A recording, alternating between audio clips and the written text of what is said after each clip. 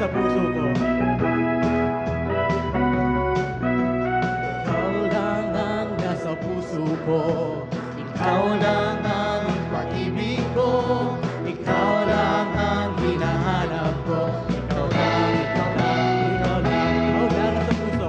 Ikaw lang ang nasa puso ko. Ikaw lang ang pag-ibig ko. Ikaw lang ang hinahanap ko. Ikaw lang, ikaw lang, ikaw lang. Katulad mo ang sa akin nakapagbago. Walang kapantay ang pag-ibig mo.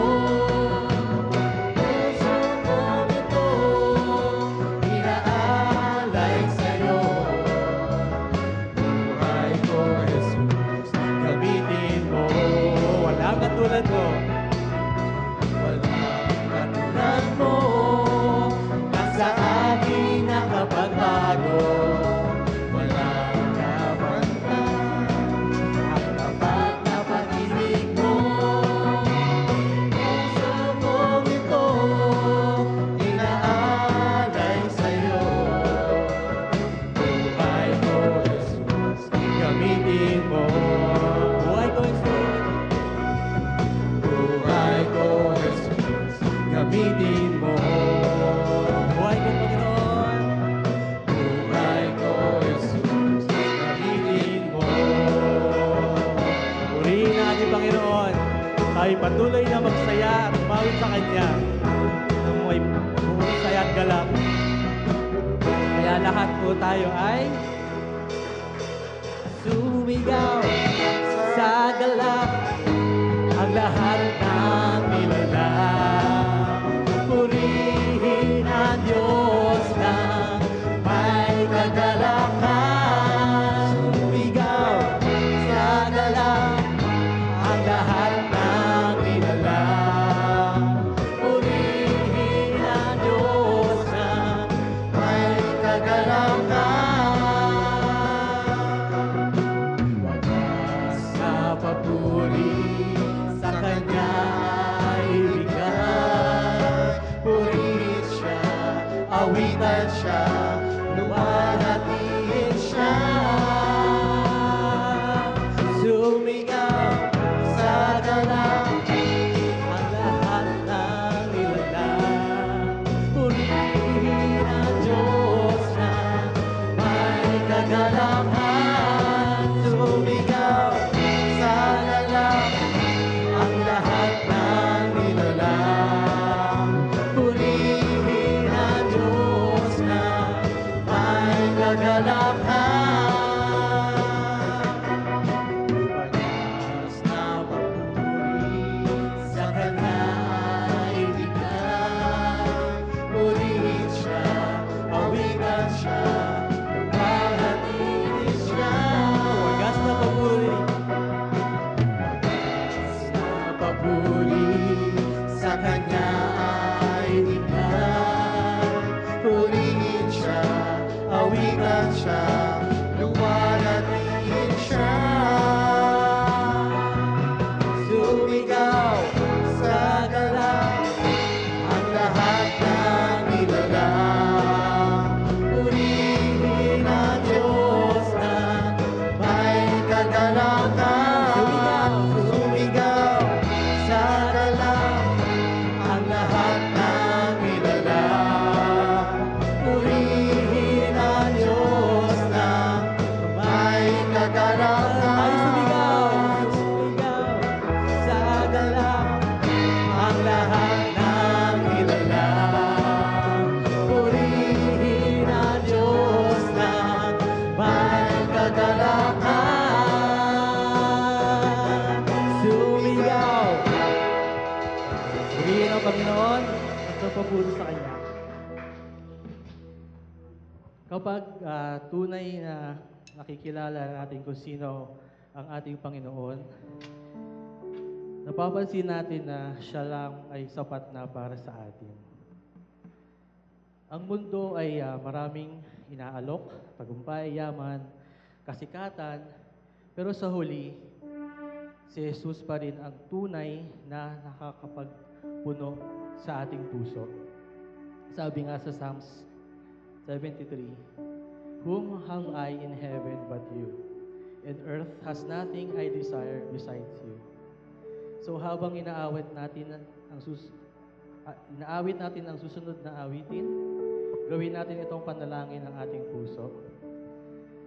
Sabihin natin, Panginoon, sa iyo ko lang natagpuan ang lahat at wala nang hahanapin pa.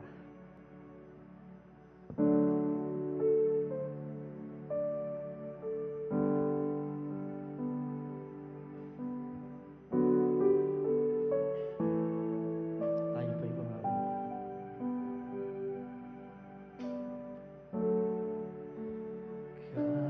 Kapayapaan nagmumula sa'yo.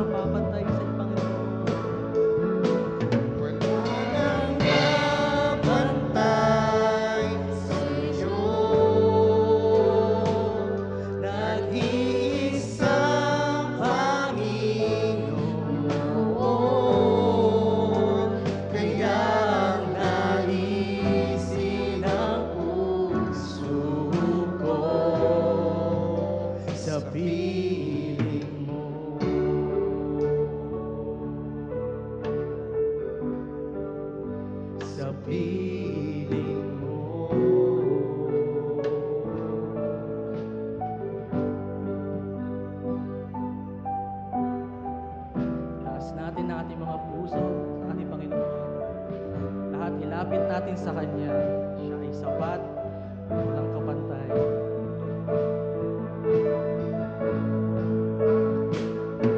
Wala nang kapantay sa'yo,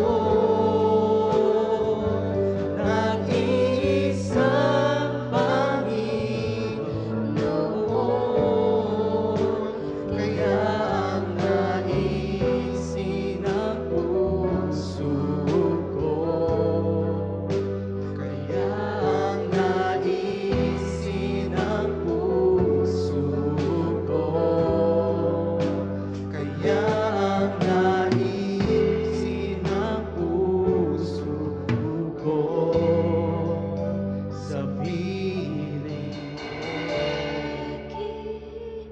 Kang pupurihin, itatanghal ang ngalan mo, masasalamat tayo sa'yo.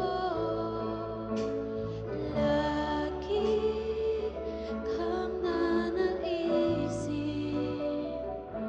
ikaw lamang walang iba. Sa puso ko, ikaw lamang. Lagi kang pupurihin, itatanghal ang ngalan mo, masasalamat tayo sa'yo. lagi kang nanaisin, ikaw lamang walang iba. Oh, Ikaw lamang walang iba. Sa puso ko, ikaw lamang.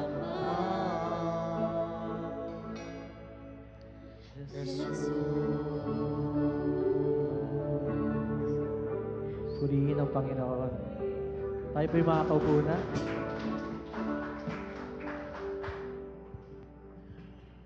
Praise be to God. Let's sit down and continue to put ourselves in the presence of our Almighty God, and let's continue to worship Him in spirit and in truth. Let's pray. Heavenly Father, we thank you for this wonderful morning. Lord, many of us needed the peace that passeth all understanding. Panginoon, maraming kaguluhan, maraming takot na nabubuo sa aming kapaligiran. Ang mundo po ngayon ay nasa sadlak sa kaguluhan, sa digmaan, at apektado rin po hindi lamang sa Middle East, kung hindi pati ang ekonomiya ng maraming mga bansa na umaasa sa krudo na nanggagaling sa Middle East, na sanhi upang magtaasan ang mga bilihin. Lalong-lalo na mahirap ito para sa aming mga kababayan na salat. Kaya Panginoon, itinataas namin ang aming mga kalagayan ng buong sanlibutan sa iyong mga kamay. Alam po namin, O Diyos, na itong mga pangyayaring ito ay iyong inilahad sa iyong mga salita. At hindi na kami dapat mabigla. Hindi na kami dapat magulumihanan, sapagkat sinabi mo na sa huling mga araw, bago ka bumalik, ay magkakaroon ng ganitong mga pangyayari. Kaya Panginoon, tulungan mo kami na tumingin sa iyong pangako, sa iyong pagbabalik, na makakasama mo na kami ng walang hanggan, na sa halip, O Diyos, na kami ay mayroong mga takot at pangamba sa aming mga puso at kaisipan, ay magkaroon kami, Panginoon, ng pagnanais at kasiyahan at kagalakan na muli ka naming makikita at makakasama sa iyong kaharian. Panginoon, dalangin ko po na kumapit kami sa iyong mga pangako na tunay na makapagbibigay ng kalakasan at katibayan ng aming pananampalataya. Alam po namin, O Diyos, na dahil sa malapit ka nang dumating, ay dapat magpursige kami na maglingkod ng may katapatan. Iwaksi na namin, iwanan na namin ang mga makamundong gawain,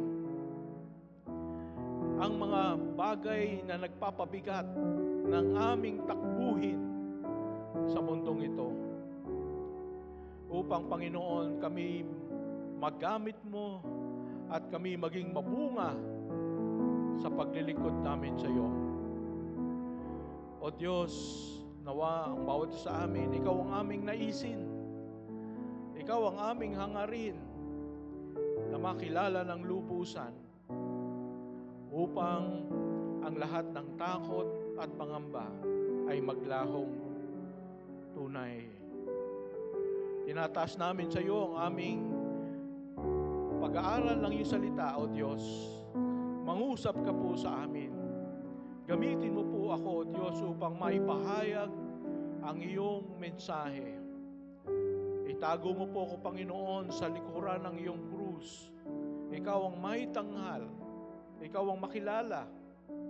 At magkaroon ng lubos na pagbabago ng buhay sa pamagitan ng pagsunod sa iyong mga salita. Panginoon, patuloy mong pagpalain ng bawat isang narito at maging wala dito, Panginoon. Nawa, Panginoon, ay kumilos ka sa buhay ng bawat isa sa amin. Na nawa ay maging malapit kami sa aming relasyon sa iyo, O Diyos. Purihin ka, sambahin ka. Ito ang aming dalangin sa matamis na pangalan ng aming Panginoong Hesus. Amen at amen. Magandang umaga po muli.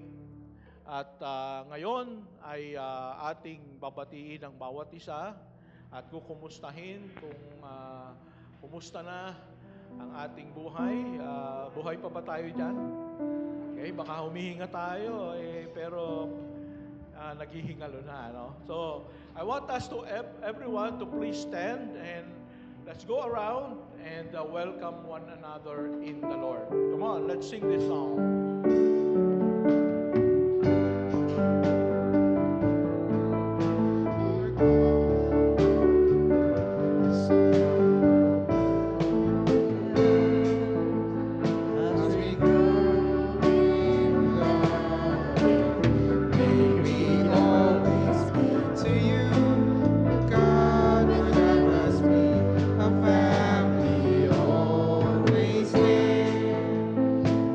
Strong.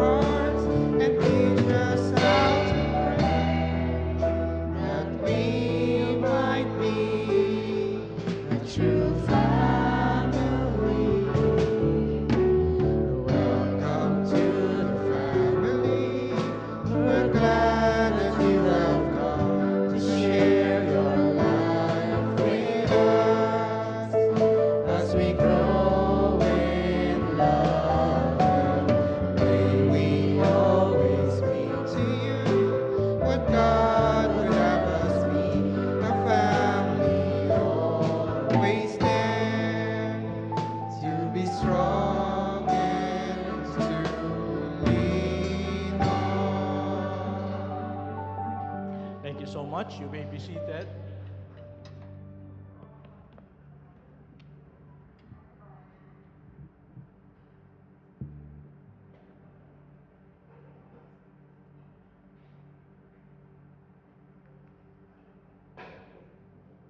Good morning, everyone.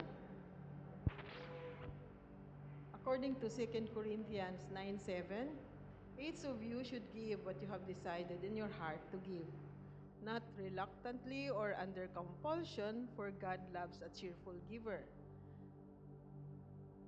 The Bible outlines 5 benefits of giving: financial blessings and provision. Sinasabi po ito sa Proverbs 11:25. Ang sabi dito ay, a generous person will prosper.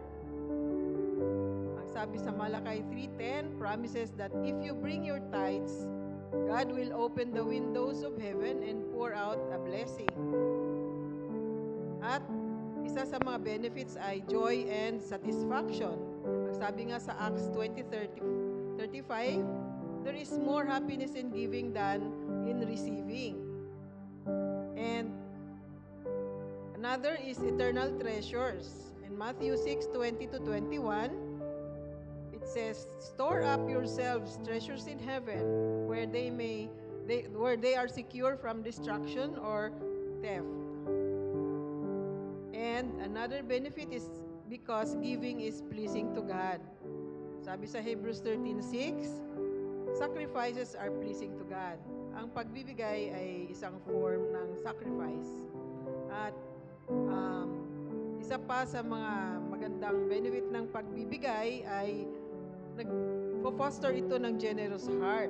It helps us break the grip of greed and selfishness.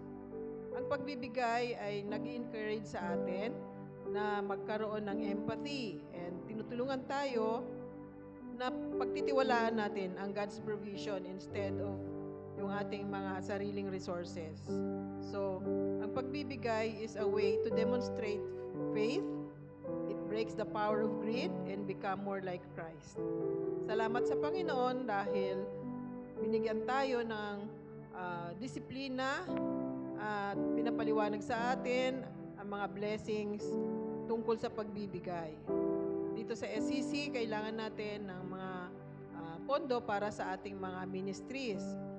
Kailangan nating i-improve yung facilities dito sa SCC at ang ating naumpisahan ay itong mga pag-repair, pagdagdag ng pinto, at ang next plan natin ay pag-complete ng office furnitures ng ating senior pastor, kay Pastor Efren, para maging epektibo po ang kanyang counseling area at marami pa po siyang maabot. Also, ang pagbibigay para sa ating church ay para din sa ating church planting and mission support para sa ating mga missionaries at saka mga pastors. So, kindly drop your tithes and offerings in the box there provided in front of the right side of the stage. You may opt also to transfer online to SCC bank accounts or GCash. Yung details po ay makikita sa screen. So let us now pray for our tithes and offering. Jehovah Jireh, our God, who gave us the gift of salvation through Christ Jesus, who created heaven and earth, we thank you for giving up your life to pay for the penalty of our sins, for the forgiveness of our sins, and for the eternal life, and for sustaining us with your love and provisions. Lord God, we acknowledge that everything comes from you. Help us to give generously and cheerfully, knowing that you will multiply what we give. May these offerings be a blessing to others and glorify you more. In Jesus' name, amen.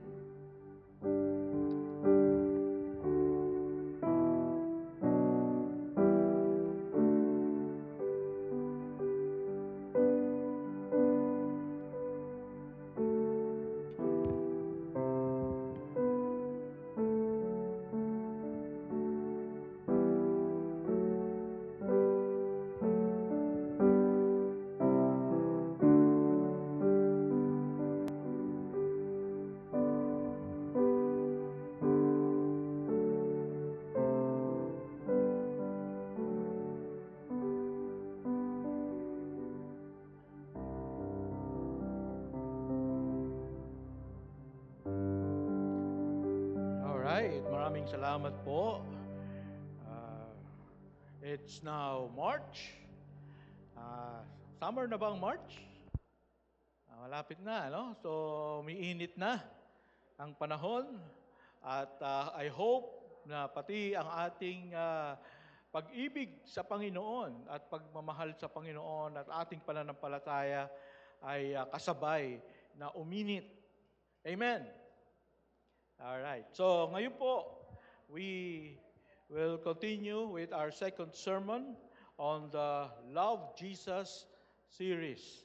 Naalala nyo ba yung ating mensahe last Sunday, which is, do you love me more than this? Ito yung tanong ng Lord sa atin. So I hope that we are able to answer that question. Yes, Lord, I love you more than this. And ang focus natin ngayon, kasama ng ating pagmamahal sa Panginoon, ay prayer or panalangin. So, ang title ng ating sermon is Prayer, Our Love Dialogue with God. Prayer, Our Love Dialogue with God. Based on Luke 11, 1-4. So, kumusta po ang ating prayer life? Nakapag-pray ka ba pagkagising mo kaninang umaga? O hindi? Ayan. So ngayon po, I would like to invite you to let's read the passage in Luke chapter 11, 1-4. Luke chapter 11, 1-4, and we'll be reading this passage. Tayo po yung tumayong lahat. All together, let us read Luke chapter 11, 1-4. All together, ready, begin. Now Jesus was praying in a certain place, and when he finished, one of his disciples said to him, Lord, teach us to pray, as John taught his disciples. And he said to them, when you pray, say, Father, hallowed be your name. Your kingdom come. Give us each day our daily bread, and forgive us our sins, for we ourselves forgive everyone who is indebted to us. And lead us not into temptation. Let us pray. Lord, maraming salamat sa pagkakataong ito na amin pong pag-aaralan kung paano mo tinuruan ng mga disciples mo na manalangin sapagkat ito'y napakahalaga. Ganon din kami, Panginoon. We pray, O God, that our prayer life will become deeper and will become more passionate and will become regular, O God. So, Panginoon, kumilos ka sa aming kalagitnaan. Turuan mo po kami, Panginoon, na patungkol sa panalangin. Ito ang aming hiling at dalangin sa pangalan ni Jesus. Amen. Thank you so much. Please be seated. And alam niyo po, sabi rito sa ating, kung titignan niyo sa bulletin, ang title ng ating sermon ay Prayer, Our Love Dialogue. Everybody say dialogue. Okay. So we believe that prayer is not a monologue. Ano bang pagkakaiba ng monologue sa dialogue? Ang monologue ay kinakausap mo yung sarili mo. Maraming mga Kristiyano, parang ganun ang idea sa panalangin, no? Parang di ko yata kayang maisip na nagsasalita ako ng sarili ko, sa sarili ko, no? So, hindi naman ako taga-Mandaluyong. Bagamat marami dito mga taga-Mandaluyong. Pero, of course, prayer is not a monologue. It is a dialogue. It is a dialogue with God. Ito yung pakikipag-usap natin sa Panginoon. At mamaya ating matututunan kung bakit, Pastor, paano ba magiging dialogue yan? Talagang parang wala namang sumasagot. No? So, mamaya malalaman natin, ang Diyos pala ay nakikipag-usap talaga sa atin. We just have to be more sensitive to the voice of God. Alright? And so, ito po yung matututunan natin. And prayer also is a dialogue of two individuals who love each other very much. Kailangan mayroong pag-ibig, no? sa pakikipag-usap natin sa Panginoon. At ito ang expression ng ating pag-ibig at pagmamahal sa Panginoon. Alam niyo ba na hindi pwedeng maging malalim ang isang relasyon kapag walang communication. Alam niyo ba yon? Kung ikaw ay may asawa, pero hindi mo palaging kinakausap yung asawa mo, magkakaproblema kayo. Ano? Kasi hindi nyo nakikilala ng gustong bawat isa. Hindi nyo na-express kung ano ba yung nilalaman ng iyong puso. Kaya mga mag-asawa, taas ang kamay ng mga mag-asawa, ugaliin na hanapan ng panahon, kahit gaanong kabisi, halika dito, tama na muna yan laro ng ano na yan, ha? Malaki ka na. No, pamilya ka na. Huwag ka na maglaro ng video games na yan. No? Mag-usap tayong dalawa. Yan. So, di ba maganda yun? Nagtititigan kayo, tapos nakangiti, nag-uusap kayong dalawa. Baka nawala na yung ganong spark sa relationship. And prayer is our communication with our loving Heavenly Father. Kailangan po talaga ang panalangin upang lumalim, upang uminit ang ating relasyon sa Diyos. You cannot grow, you cannot become more intimate with God with less prayer. So more prayer, more intimacy with God. Amen? So, kailangan po talaga na tayo ay maging masidhi, lalo nating paigtingin ang ating panalangin. At dito po sa passage na ito, ay makita natin na si Jesus in-approach siya ng mga disciples niya. Sila mismong lumapit sa Panginoon. At ang sabi sa Kanya, Lord, teach us to pray. Teach us to pray. And dito po, sa mga susunod na bahagi, makita natin that Jesus gave us an example prayer. Everybody say example prayer. Okay, pag sinabi nating example lang. Di ba? Pag nag-aaral tayo ng algebra, ng trigonometry, the teacher will give us an example problem, no? So, ibig sabihin, gagayahin lang natin yung equation, yung formula. Alright? So, ito po yung formula na binigay ng ating Panginoon. It's not meant to be repeated over and over. It's not meant to be memorized. Kasi kailangan po natin sa panalangin ay tayo ay kumbaga from the bottom of our heart. Pero sabi nga ng Panginoon, hindi natin dapat tularan yung mga hiten sa kanilang panalangin. I would like to sabi ng Panginoon sa Matthew 6, verse 7. Matthew 6, verse 7. Basahin natin ito. Matthew 6, 7. Ang sabi dito, but when ye pray, use not vain, what? Repetitions, as the heathen do. For they think that they shall be heard for their much speaking. So, naintindihan po natin na kapag tayo po ay mananalangin, hindi dapat natin tutularan yung mga hiten. Yun po yung mga hiten. Yung mga hindi naniniwala sa tunay na Diyos. No? Yung mga naniniwala sila sa mga idols, sa mga images, na kung paano, pag sila'y nananalangin, ay paulit-ulit yung kanilang panalangin. Memorized yung kanilang panalangin.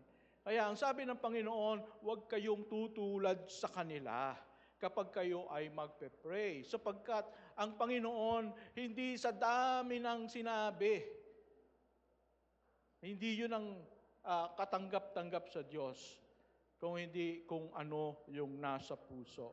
So those kinds of prayers, memorized prayers, are empty to God. Kaya nga, Alam nyo ba kung bakit ang mga heathen o yung mga hindi mananampalataya, mas gusto nila yung memorize na panalangin, no? Siguro tayo dati, ganun ang ating kalakaran, ganun ang ating nakaugalian, ganun ang ating tradisyon, no? Ilang beses uulitin yung rosary, di ba? Ilang beses. Tapos sa susunod na naman araw, yun na naman. Tapos araw-araw, no? You have to repeat that over and over again. But malinaw sa sinasabi ng Panginoon, do not do vain repetitions. Huwag paulit-ulit. Pero alam nyo ba kung bakit gusto pa rin nilang gawin yon? Bakit? Sinabi na nga ng Panginoon, do not use vain repetition, pero ginagawa pa rin nila. You know why? I would like to give you an example why it is happening. No, I want to show this picture. Ayan, nakikita nyo ba kung sino yung gwapo na yung nasa gitna? Yung nasa gitna. Okay, sino yon? Manny Villar. Sino si Manny Villar? Former Senate President, no? At siya ang pinakamayaman na tao sa buong Pilipinas. And my wife and I happened to officiate a wedding sa Brittany Hotel sa Villar City.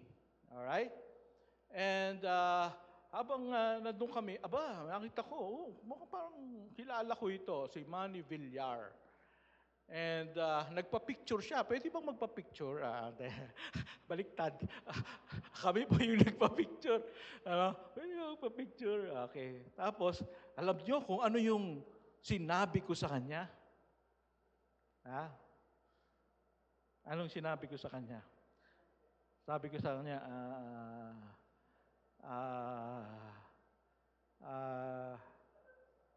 good evening po. Kumusta po kayo? Picture na. Wala na akong nasabi. You know why? Bakit hindi ko siya kinumusta? Kumusta na yung golf mo? Kumusta na yung ano paborito mong pagkain? No? Kumusta na yung pamilya? Bakit hindi ako nagsalita ng ganun? Why? Kasi hindi naman niya ako kilala eh. Kilala ko siya sa pangalan, sa mukha, pero wala kaming relasyon. No? So it's awkward for me to talk to him spontaneously. Tama ba? Malaking tao, parang nakaka-intimidate. And so it's the same way. Maraming mga Kristiyano na parang hindi nila kayang mag-pray spontaneously from the bottom of their hearts. Why? Kasi they are intimidated with God. They don't know what to say because they do not have relationship with God. Pero pag ikaw ay merong relasyon sa isang tao, meron kang nakita sa mall na kaibigan mong matalik, no? Mai-intimidate ka ba sa kanya? Maghahanap ka ba kung ano yung sasabihin mo? Teka, isipin ko kung ano yung sasabihin ko. No! It will come out naturally. Why? Because you know that person. You care about that person cares about you. Kaya hindi madaling makipag-communicate sa isang tao because meron kang relasyon sa kanya. Pero yung mama na yan, gagawin doon niya akong running mate. Joke lang. Okay, so mahirap po na makipag-usap sa isang tao na hindi natin masyadong kilala. Okay? So that's the reason why a lot of people, they cannot really pray spontaneously because they don't have relationship with God. So if you cannot be spontaneous, ano bang sabihin ng spontaneous? Yung bang galing sa loob, kusang loob, hindi praktisado, no? It's from the heart. That's what prayer should be. It should be from the heart, no? What you really want to say. So if you cannot be spontaneous and at the same time be sincere in talking to God, that you need to read or memorize what you have to say to Him in prayer, it only proves that you don't have a relationship with God. Or your relationship with God is very shallow. No? Ano yung shallow? Mababaw. No? Hindi kayo masyadong close. Hindi kayo masyadong intimate. Kaya parang awkward makipag-usap. No? Try to talk to someone na hindi mo masyadong ka-close. Hirap, ano? So, ganun din pagdating natin sa Panginoon. Now, we have 3 truths here and some principles about prayer that we can learn, and hopefully, it can encourage us to pray more and more. So, makita po natin to sa ating bulletin. So, the first is, okay, number 1, everybody say, prayer can be learned. Okay, say it.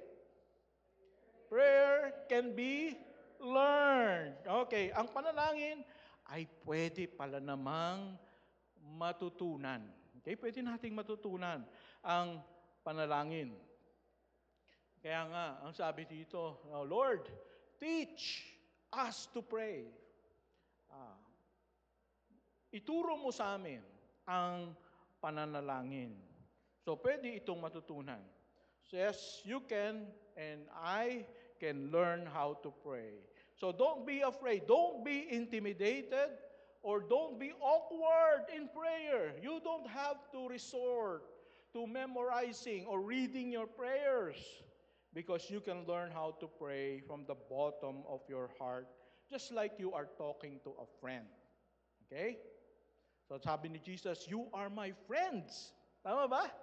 Sabi ni Jesus, you are my friends. Kaya they can talk to friends with one another. Now, what is the first step to learning how to pray? So we will be having some principles based on this passage. And the first principle is, basahin natin, principle number 1, if Jesus, when He was human, really needed to pray, then how much more I needed to pray?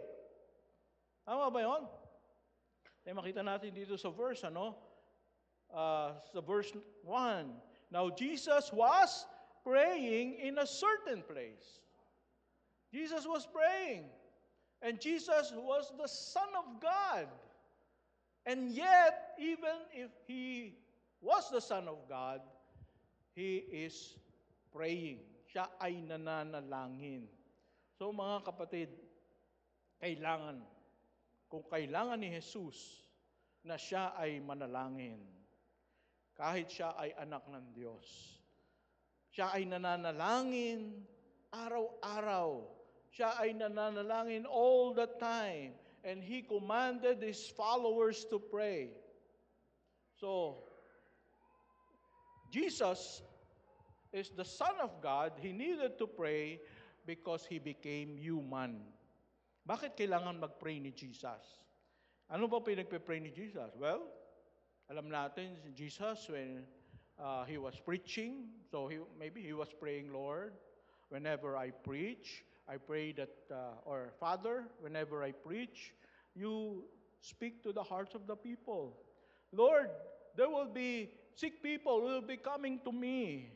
So, heal them, Lord. Pero bakit kailangan ipag-pray ni Jesus yon? Ganito po kasi yon. Ito po yung tinatawag nating kenosis. Everybody say kenosis. Okay, it means self-emptying. Kasi si Jesus po, when He was in heaven, He was all-powerful. He was God Almighty. But yet, He has to come down here on earth. And nung bumaba siya dito sa lupa, ay He emptied Himself. No? Ang sabihin nito, Christ voluntarily laid aside His heavenly glory and divine privileges and power to become human, not by relinquishing His deity, but just by adding human limitations. Ibig sabihin, He became limited because siya ay nagkatawang tao. Again, bakit siya nagkatawang tao? Kasi kinakailangang may matay para sa ating mga kasalanan. At bilang isang Diyos, He's a Spirit, He cannot die. Right? Hindi pwedeng mamatay ang Espiritu. And so, kinakailangan si Jesus, siya mismo bilang perfect, without sin, siya lamang ang may kakayahan na magbayad ng ating kasalanan.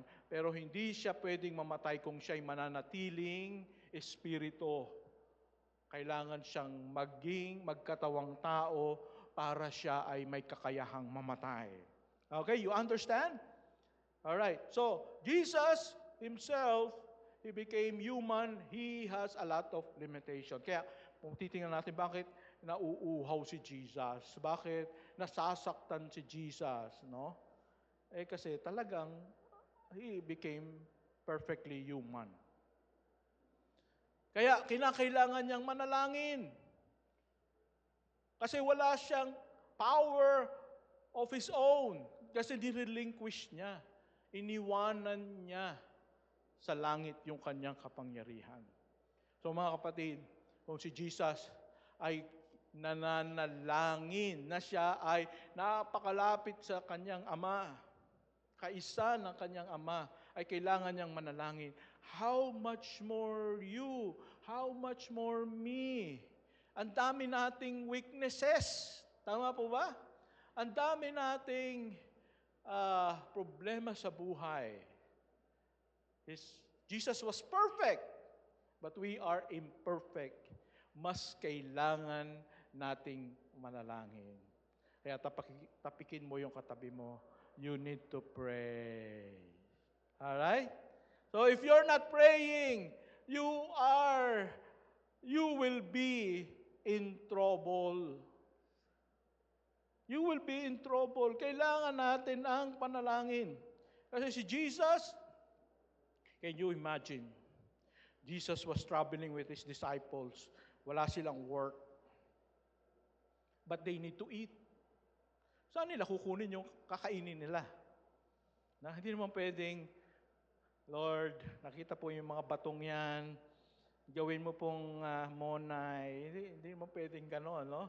So, although kayang hilingin yon, but Jesus need to pray also for the provisions of their needs. And God has provided for them. Okay? So, ikaw ba, may pangangailangan ka? Meron kang matinding pangangailangan, pinansyal?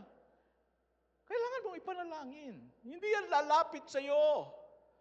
Hindi yan babagsak na lang mula sa langit. Kailangan mong hingin sa Panginoon.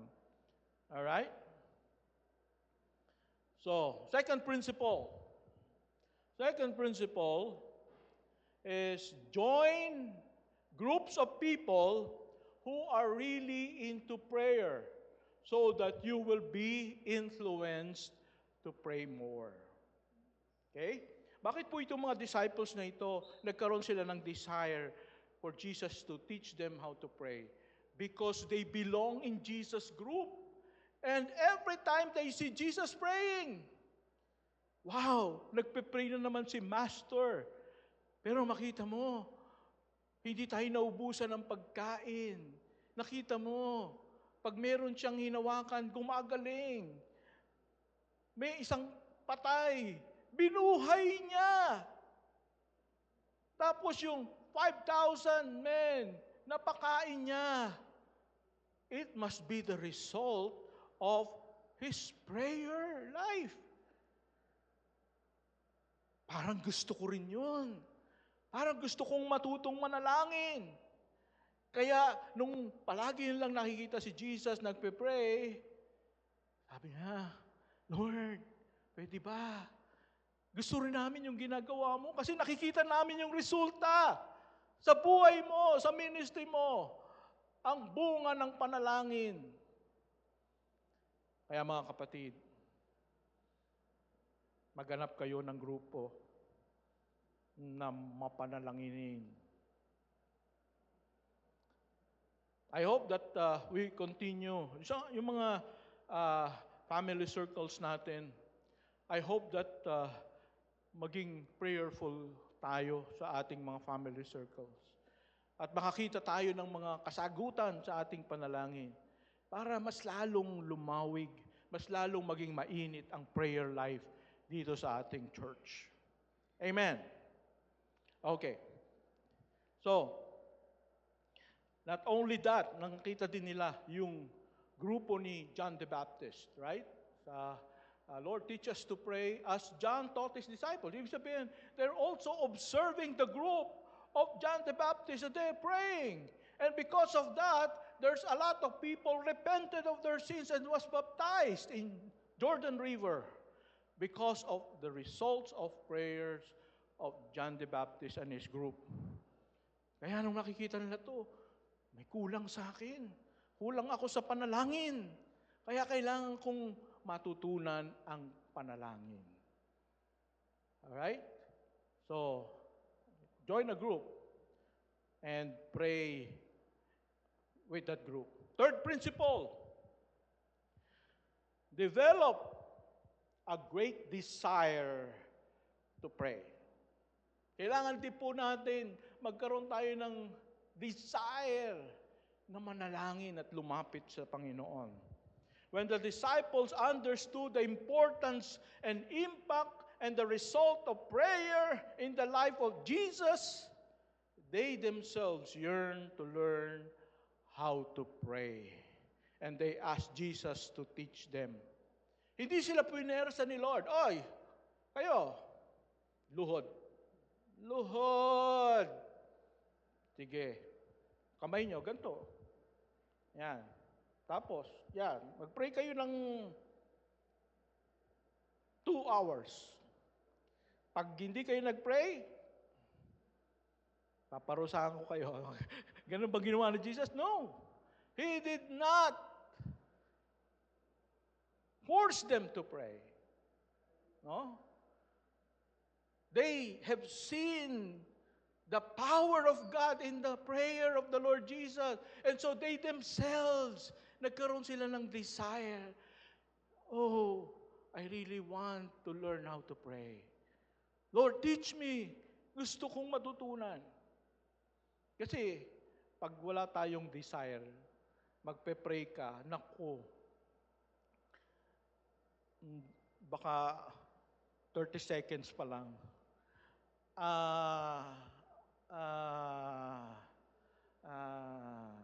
Nasaan ba yung cellphone ko?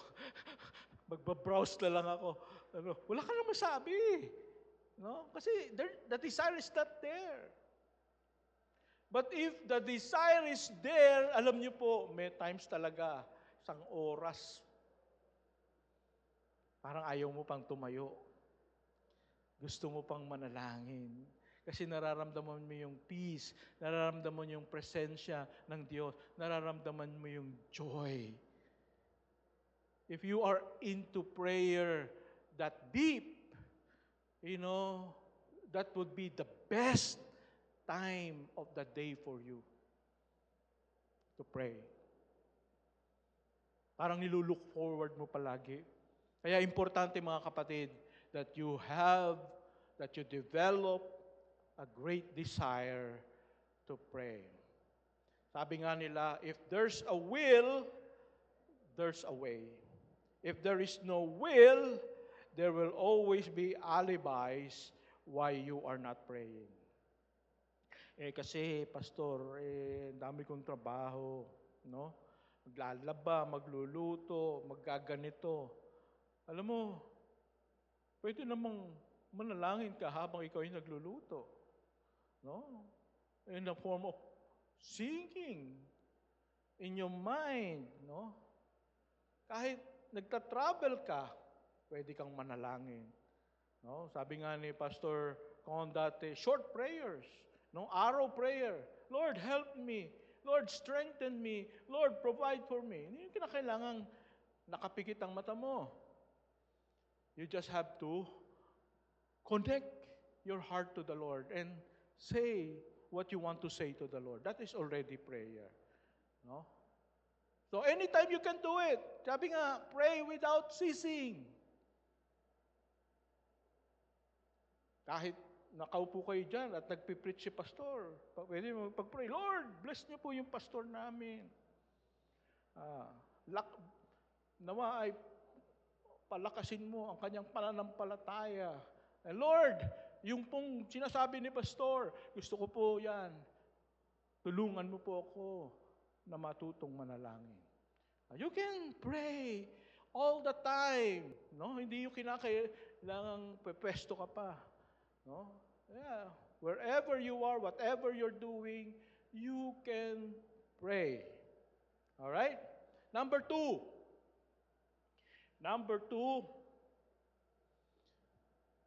prayer is utmost surrender to God. Mga kapatid, ang panalangin po ay pagsuko sa Diyos. Hindi ito katulad, sabi nga dito sa verse 2, and He said to them, when you pray, Father, hallowed be your name, your kingdom come. And in other gospel, your will be done. No? So, my friends, prayer is not like a vending machine. Ano ba yung vending machine? Di ba nakikita natin mga vending machine na gusto ko ng Coke.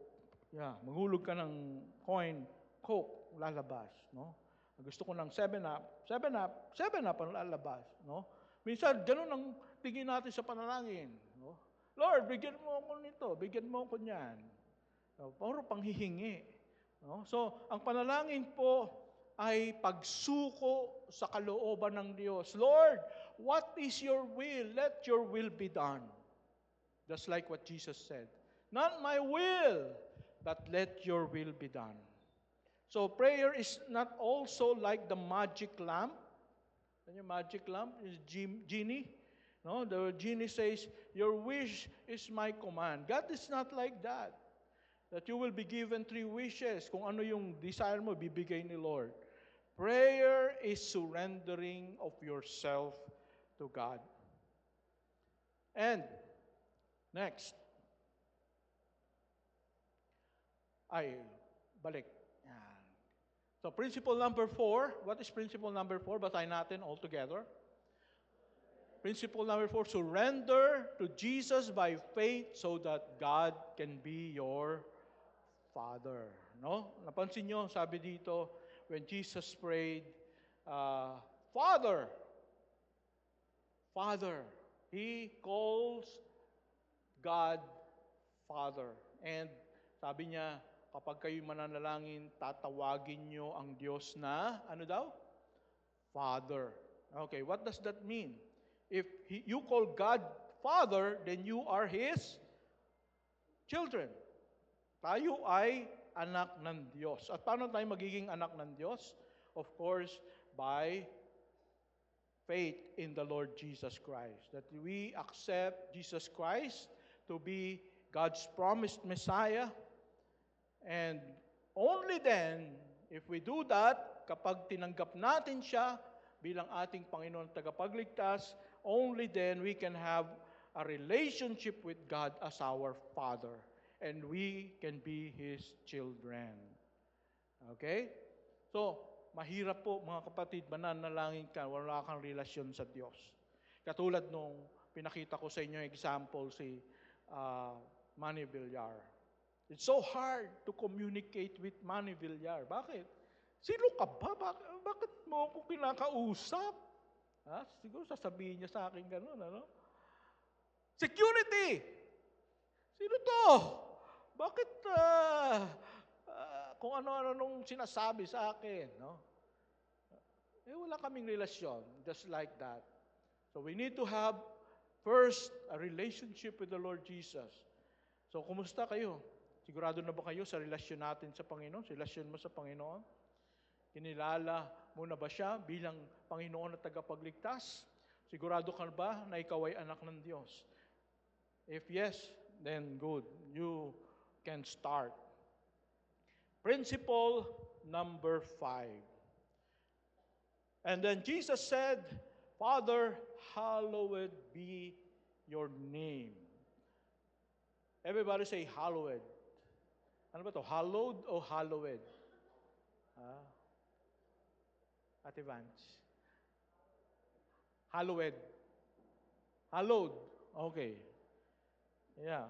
Maraming naglirinig kasi na hallowed. No? Parang mali. So, it's hallowed. Okay? So, ano ibig sabihin ng hallowed? It means make holy or sanctify. This is worship. So, principle number 5, surrender to God in worship and awe. Sa ating pananalangin, kailangang sambahin ang ating Panginoon. Kinakailangan meron kang awe. Alam niyo kung ano yung awe? Awesome. No? Meron kang pagkamangha. Pagkaharap mo ang Diyos, ikaw ay namamangha. Hindi yung parang wala lang.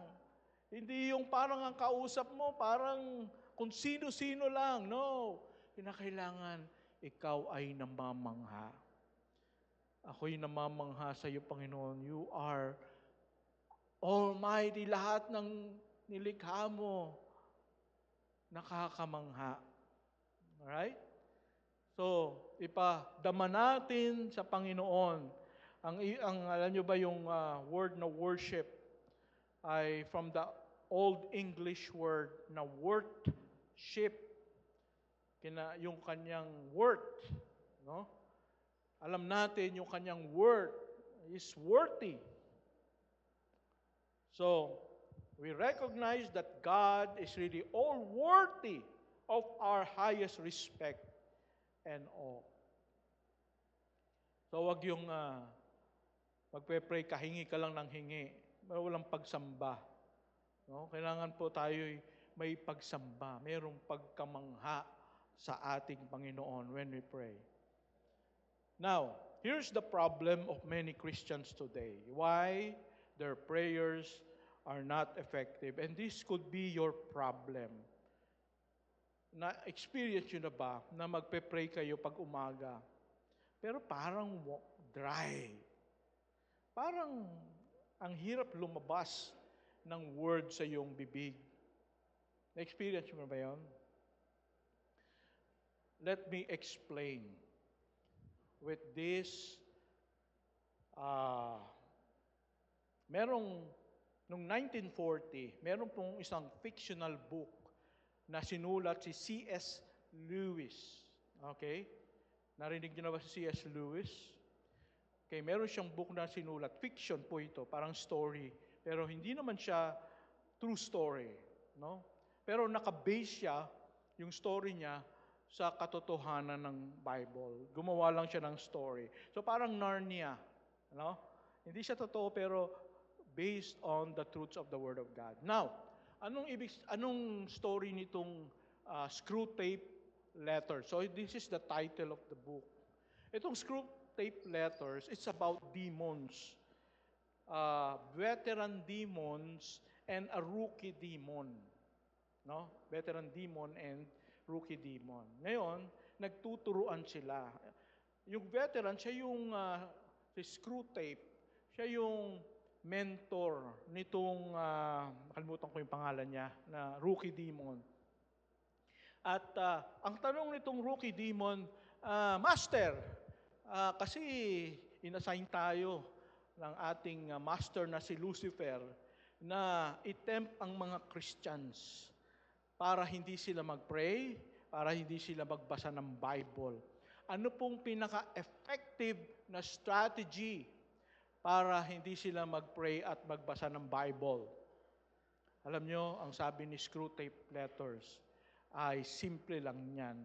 Ito ang ginagamit ko simula pa nung una. At very effective. Starts with letter D. Hindi yung last Sunday na letter D, sino itong letter, ano itong letter D na to? Distraction. Hindi yung distraction na masisira, kundi yung madi-distract. No? So that was 1940. I-distract mo sila ng mga bagay-bagay sa buhay nila. Para pagdating na magpe-pray na sila, distracted sila. Nako, di sila mako-concentrate sa pananalangin. Alam mo, Bakit hindi tayo ganun ka-focus sa ating prayer every morning? Kasi pagmulat ng ating mata, gumagapang na yung ating kamay. Saan papunta yung kamay? Ha? Anong kinakapa? Unan? Hindi unan. Cellphone. Tapos, browse. Kakatawa talaga ito. Oh, kakainis naman to. Galing magsayaw. Ay, yung baby pa lang, ang galing magsaya. Kakatawa. Malayan mo, 1 oras ka na pala doon sa higaan. Tapos, magpipray nga pala ako.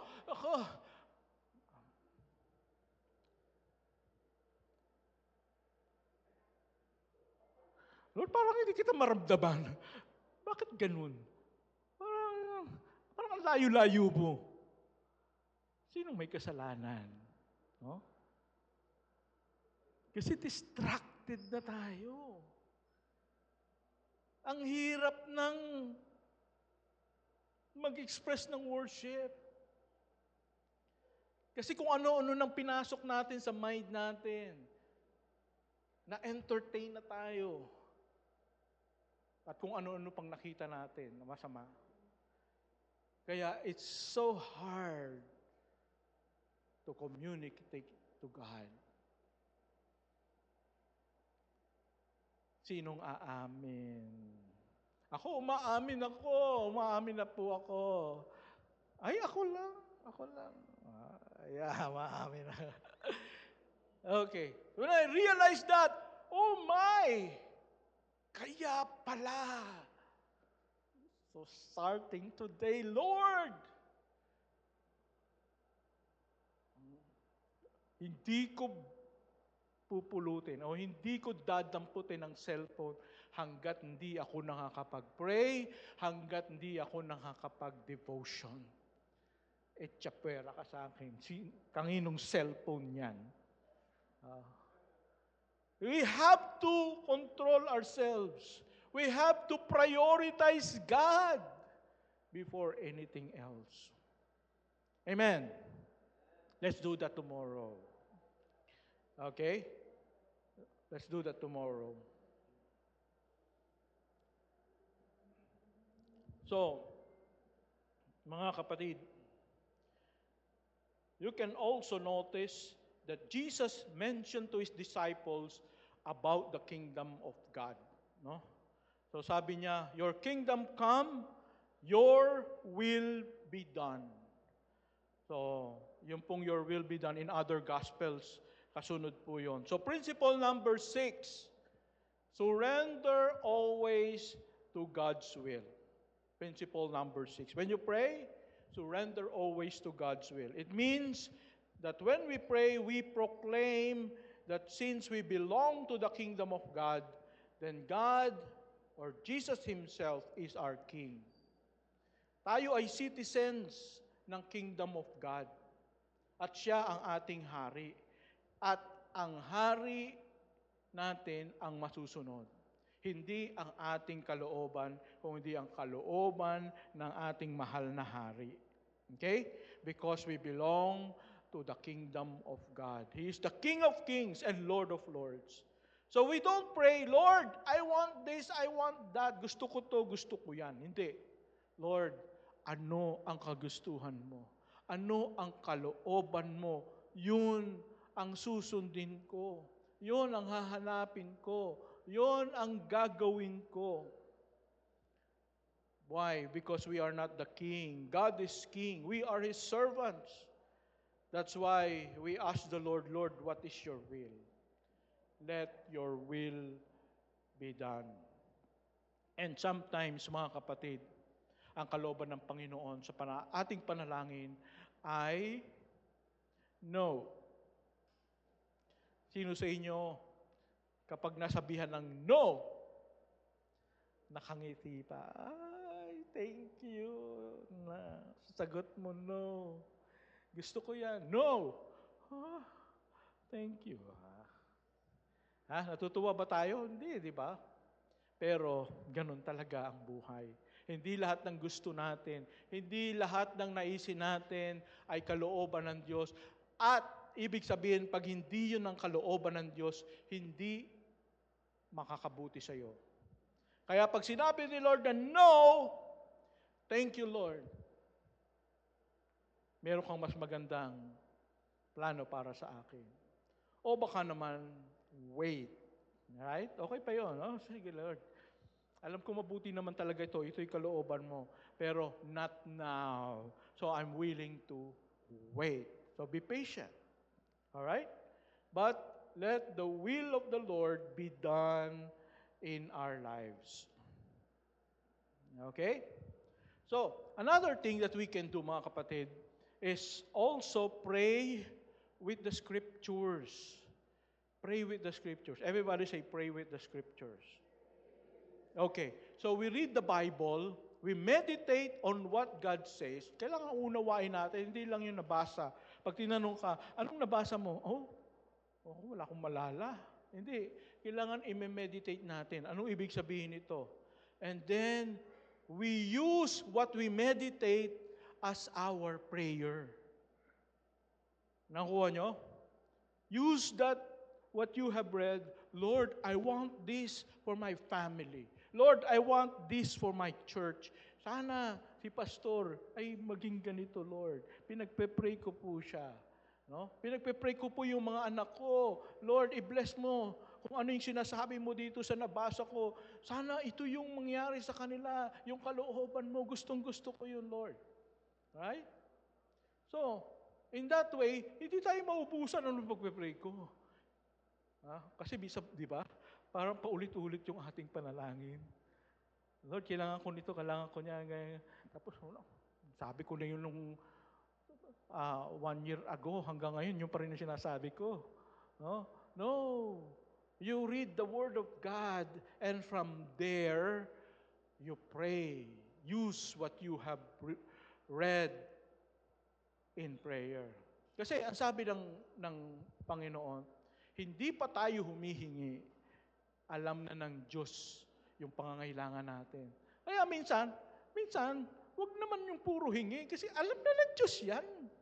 No? Kahit hindi mo sabihin, alam na ng Diyos yan. Kaya wag yung puro hingi, puro itong kailangan ko. You pray with the Scriptures. And ilapat mo yun sa buhay mo, sa buhay ng ating iglesia, sa buhay ng iyong pamilya.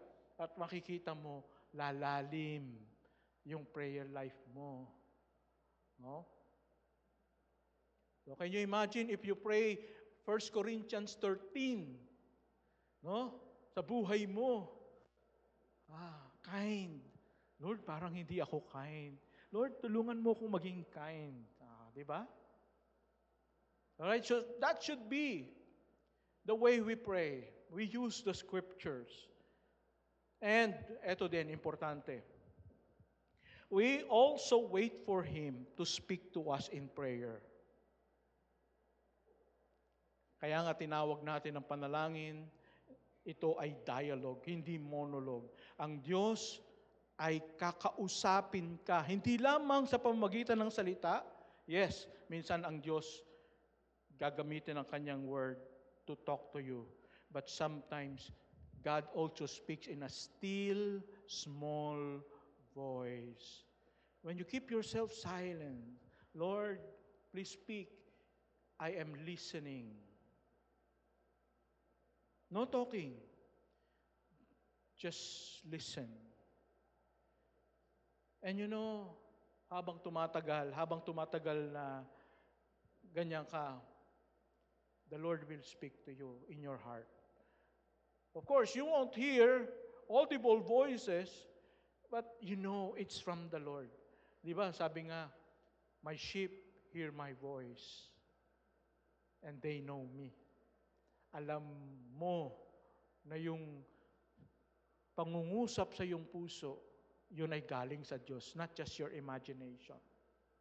Okay? So, when you pray continuously, you will learn how to do it. That God spoke to you. Natutunan ko yan when I was, nung na-COVID ako. No? Akala ko mamamatay na ako. So, nakakulong ako. Ano tawag doon sa ganon? Isolate. No? Isang linggo, wala akong kausap. So, natuto akong manalangin. At talaga, ang Panginoon nangungusap sa akin. Ito, alam mo, kasi tigas ng ulo mo. Bakit hindi ka na nagpapastor? Bumalik ka na. Bumalik ka na. Yes, Lord. Sorry po. Pabalik na po ako. Yeah. And then the next day, biglang tumawag si Pastor Benji. Ano ba ginagawa mo ngayon? Naghanap kami ng pastor. Si Lord pala yung may sabi noon. Kaya pala, nangusap siya ng ganon. You will know. You will know. Okay? So, when you learn to pray, you will learn a lot of things about the Lord. Mangungusap siya sa iyo at alam mo na siya yon. Okay? Number 3. Nako. Number 3. Malapit na. Prayer is our helpline. Okay, principle number 7. Sabi nga dito sa verse 3 and 4, give us each day our daily bread and forgive us our sins, for we ourselves forgive everyone who is indebted to us, and lead us not into temptation. Principle number 7, ask God for your every needs and even wants. So humingi tayo sa Panginoon ng ating lahat ng pangangailangan. And sometimes, God will also give us our wants. But sometimes, He will not. No? Minsan, may mga wants tayo na hindi naman kailangan. Pero minsan, God is so amazing, so good. Sige na nga, bibigay ko na rin sa iyo to. Ayan. Okay? So, He promised to take care of us, and so tayo ay manalangin. Huwag tayong, alam nyo yung, ay sigurado namang meron akong sweldo sa, sa akinse at katapusan kasi pinapasweldo kami ng HR namin. Sigurado ka? Tomorrow is not promised. Everybody say, tomorrow is not promised. Anything can happen. Pwedeng yung kumpanya nyo, bigla ka na lang makareceive ng email. I'm sorry to tell you, you are terminated. Akala ko may sweldo ako sa last na pala yun. Nako. So, kailangan nating mag-pray talaga. Lord, alam ko, parang masyado akong kampante, pero Lord, kaya nga daily bread Everybody say daily bread. Araw-araw, yung pangangailangan, yung kakainin, hihingi natin sa Panginoon. Kasi anything can happen. Bigla kang magkasakit, bigla kang atakihin, bigla kang nawala ng trabaho. Di ba? So you have to pray so that God will take care of you. James 4:2. James 4:2. Ano sabi dito? You do not have because you do not ask. Sometimes we say, Lord, bakit si ganon merong ganon? Bakit ako wala? Anong sagot ni Lord? You do not have because you do not ask. Sabi nga nila sa heaven daw, merong isang malaking warehouse. Ano lang naman to? Kwento lang. Tapos sabi nung isang Christian sa angel, bagong dating kasi ako dito, ano po yung warehouse na yan? Parang pagkalaki-laki. Tapos ang daming mga boxes. Ang sabi nung angel, naku, iyan yung kasama dyan yung mga dapat blessings na ibibigay sa iyo ni Lord. Ha? Maraming blessings si Lord sa akin? Oo! Bakit po hindi dumating? Nabasa mo ba yung James 4:2. Ano po yun? You do not have because you do not ask. Naku, sana pala hiningi ko. Sana pala humingi ako sa Lord para binigay niya sa akin. And sometimes,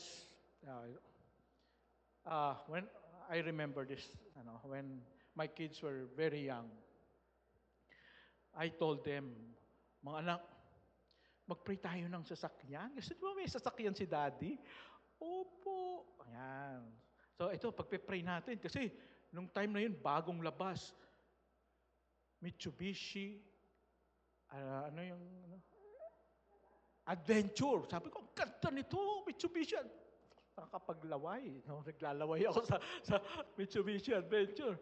Kumuha ako ng picture sa dyaryo. Tapos pinost ko doon sa may pintuan namin. Tapos nakaharap sa kama namin. Nakahiga kami lahat. Mga anak, mag-pray tayo. Hingin natin kay Lord yung Mitsubishi Adventure. Mag-pray kami. Pray. Pero one time, nagpe-pray kami ng Mitsubishi Adventure. Magkano kaya itong Mitsubishi Adventure? Tingin ako, hundreds of thousand. Nakalimutan ko na. Nung time na yun, 1998. Mga 700,000, mga ganon. Naku, paano yun? 3,000 lang yung sweldo ko. Para akong binuhusan ng malamig na tubig. Nagpe-pray ng imposible. Tinanggal ko na lang. Baka maapektuhan pa yung faith ng mga bata. Bakit hindi binibigay nila? Imposible naman eh. Kasi 3,000 lang ang sweldo ko, tapos 700,000. Ang layo! Hindi pwedeng mag-ipon. Hindi pwedeng... Tumigil po ako. Pero alam nyo, inisip ko lang, bakit hindi binigay ni Lord? Kasi nandun lang po ako sa Morong, Rizal. Tapos yung mga member namin, doon lang sa paligid. Walking distance, no? So pag nag-visitation ako, lakad lang ako. Kamusta? Pwede ba akong mag-visit? Okay, sige. So bakit ako hihingi ng isang bagay? Ako gagamitin yung Mitsubishi Adventure.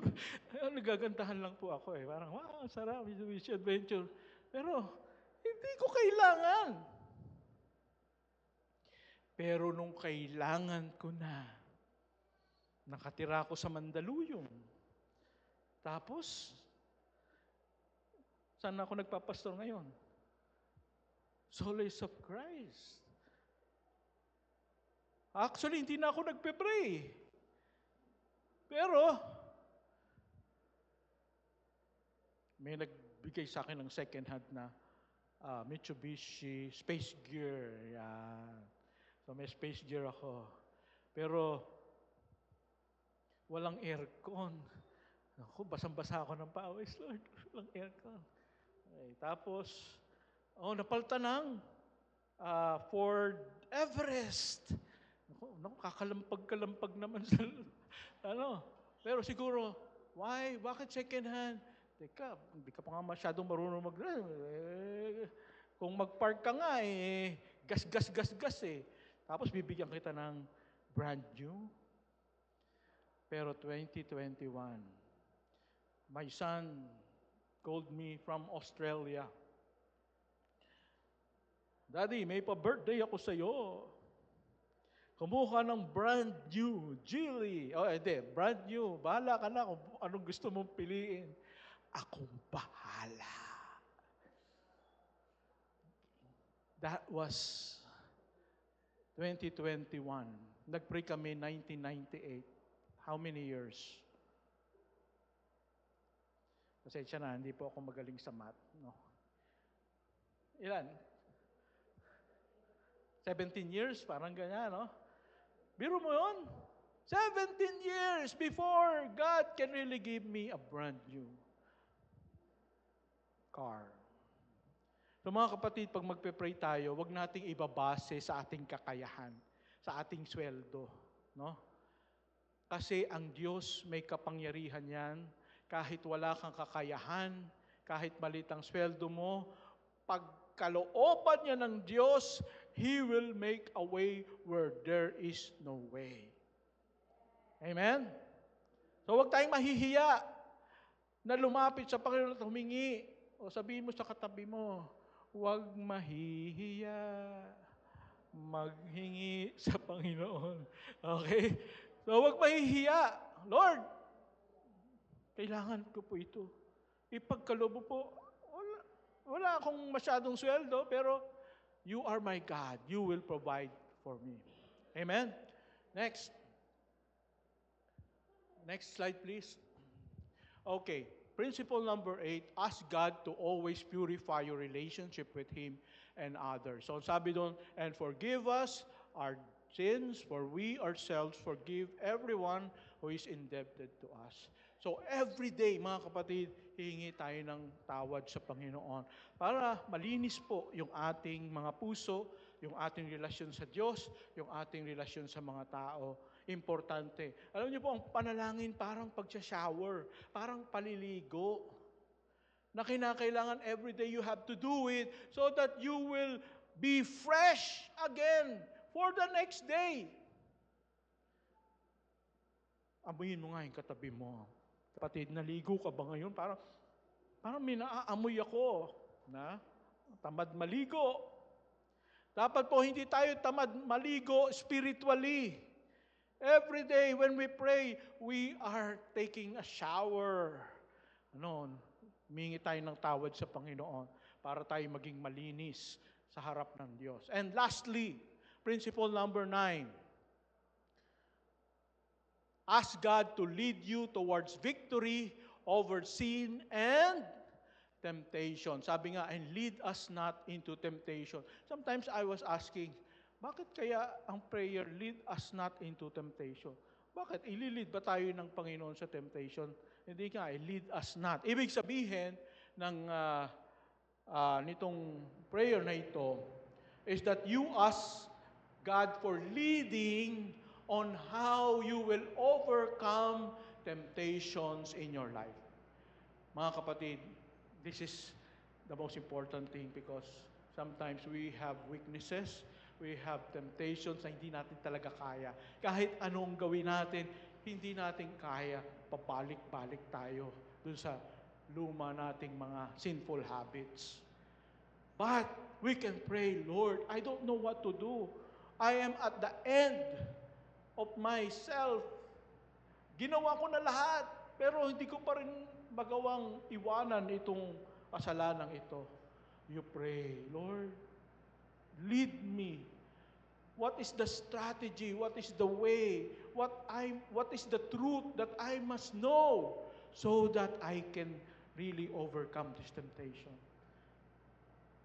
And truly, si Lord lang talaga ang magbibigay sa iyo ng solusyon diyan sa mabigat mong pinaglalabanan na yan. Prayer. We need to pray. There's a lot of things to pray for in our lives, in your family, in our nation, in our church. Let's close our eyes and bow our heads. Kaibigan, kumusta ang prayer life mo? May nangyayari ba? Meron bang mga dakilang mga bagay na nagaganap sa iyong buhay as a result of prayer? Or maybe wala. There's a lack in all aspects in your life. You don't have peace. You don't have a lot of resources. Pero ang pagkukulang ay hindi sa Panginoon. Hindi siya nagkulang sa iyo. Mahal ka ng Panginoon. He loves to bless you. He loves to use you. But you have to come to Him in prayer. You have to make time. You have to discipline yourself. Ipakita sa Kanya, Lord, this time, I am serious in coming to you.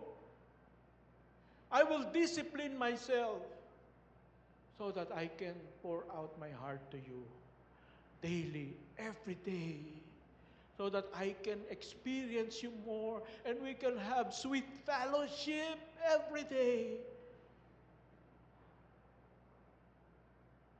I want you to come before God and make that commitment.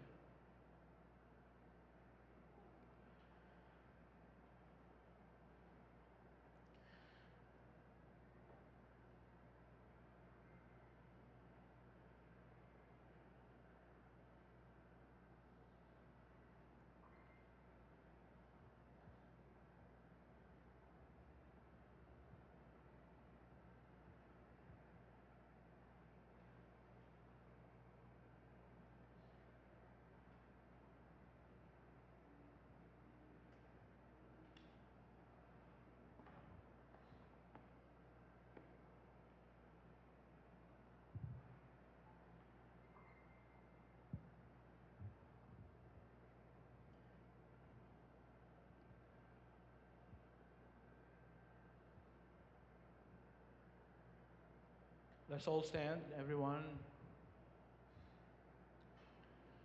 Before I close in prayer, just would like to mention some announcements. Annual Family Circle Leaders Training and Fellowship on March 28, Saturday at 4 to 7 p.m. Venue will be announced. And if you want to join us in our prayer meeting as application of what we have learned today, it's at 7 o'clock every Wednesday via Zoom. Let's pray. Heavenly Father, we come before you. We ask, O God, that you will speak in a mighty, powerful way in our hearts about our need to really pray. That prayer is a wonderful thing. That prayer is a sweet fellowship with you. It's not boring, but we have to let go of things that distract us from focusing on it so that we can really understand and we can really experience the joy of prayer. It's like we are in a garden with you, that we talk with you all the issues of our lives, that we can have peace that passeth all understanding. Oh God, show us the way, how we can be a more prayerful church. May the love of the Father, the grace of the Lord Jesus, and the fellowship of the Holy Spirit be with you all. Amen and amen.